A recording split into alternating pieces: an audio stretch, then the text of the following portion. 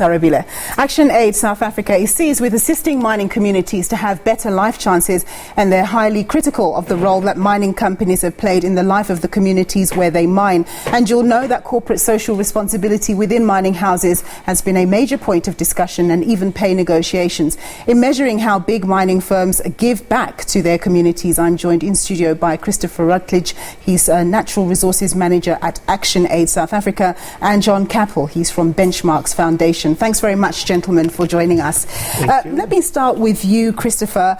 You're not convinced that the mining operations are boosting the lot of communities where those mines are being mined, because you say you've done research which shows the total opposite. Absolutely. So we've worked with MACOA, who's Mining Affected Communities United in Action, a social movement that operates in the sector.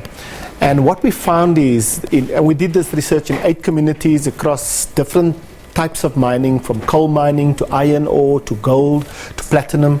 And we found that there's a consistency in what people are saying. So about 79% of the people we interviewed indicated that they had received no benefits from mining at all. Another 8% says that the only benefits they've received are negative. So there's a growing understanding in mining affected communities that they are not really receiving the benefits.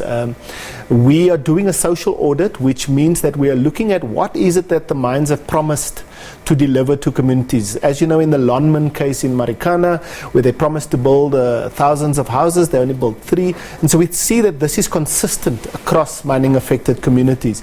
There's also the argument that mining brings jobs and employment, and we found that that's also not the case. 73% of the people we interviewed are indicating that not them or anybody else in the household has either been employed currently or in the past been employed by mining. So almost close to 80% of people are not being employed. They don't have the benefits of the mine being close to them.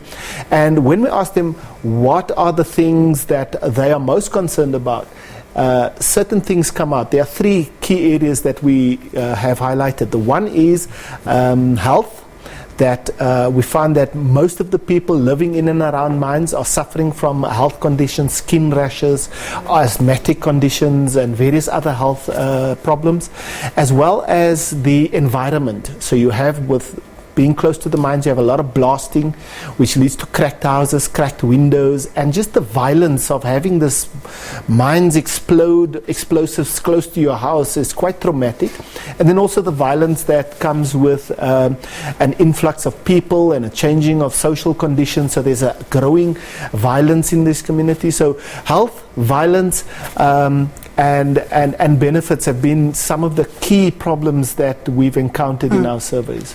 John, you work a lot with communities and you do lots of reports about your findings. Do you echo some of Christopher's findings? And also, just in terms of what he's saying, it sounds like those previous mining charter social and labour plans haven't really been complied with. What's your confidence levels about the 3rd mining charter, which people seem to have embraced more than the previous charters? Sure. Okay. So we've done many policy gap series of studies across the industry, across the sectors that Christopher has just mentioned, and we work on the ground with what we call the Community Monitor School, on the ground monitoring the impacts of mining. So I'll concur with what he said. I think one of the issues that we must state up clearly is that what we recognize is that communities are traumatized by mining. They suffer trauma. That a mine comes along, makes certain promises, the community might get up and relocate where they lived under the shade of a mountain, had access to cattle and crops and livelihoods. That's all taken away. They're put into a township kind of dwelling, the houses are falling apart, there's no benefits, they lose their income, they lose their livelihoods, they lose their dignity. And it's a question really of human dignity and the way mines operate. They externalize all of these costs. So here, it's contributing to GDP, it's doing this, it's doing that. It all sounds great, but no one ever measures what is the external cost. What is the cost-benefit analysis? Is this mine really worth it? Let's take the Kolobeni issue, for example. I was going to ask you about that. You stole my thunder, but do continue. Yes, I mean, let's take the Kolobeni issued, for example, there you've got a titanium mine. There's going to be a surface mine, and it's going to do a whole lot of destruction. Maybe it'll employ 1,000 people, maybe, I don't know, maybe for 10 or 15 years, although they say 22 years, but they're going to uproot a whole lot of people who have a way of life, who live off the land, who are independent, and have an existence outside of mining. That will all be destroyed. There's going to be this huge negative economic impact. That needs to be measured in rands and cents, and psychologically and in all other ways. Christopher, let me ask you very quickly, because we're running out of time, the Kolobeni issue.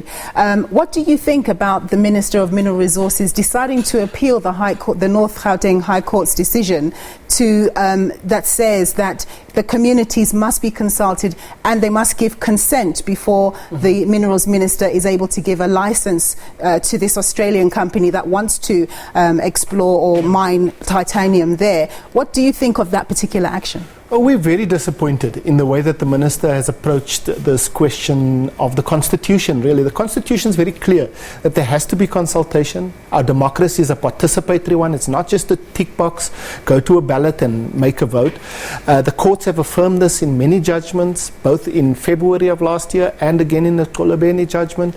And the Minister is playing games. He's subverting the Constitution. He's changing our democracy from what it is intended to be, a participatory process, to a tick box exercise in which he can, in which those who are in power can tell those who are not in power what is good for them, and that's not what our democracy intended. It is about involving people in the decisions that affect them, and the Minister is avoiding this, is running away from it, and I think that that is quite unfortunate, because he came in, he gave us hope that he was going to change, that he was going to be different, and then he's doing exactly what every other minister before him has done, and what every other government minister, including apartheid and including the colonial governors, have done with regards to treating people as subjects and not as citizens, and that's quite unfortunate. Gentlemen, more to talk about, but not enough time. The nature of TV. Thank you so much. That was John Capel. He's from Benchmark's foundation.